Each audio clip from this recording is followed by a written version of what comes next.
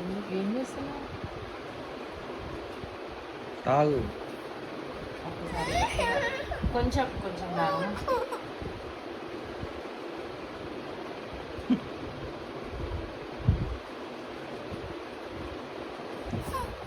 One minute ఒక్కసారి ఇట్లా mouth open చేయి, టక్కని పోసేస్తా శిశ్వి.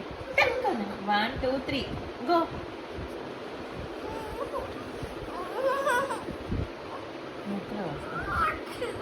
ఐస్ ఓపెన్ చేయి.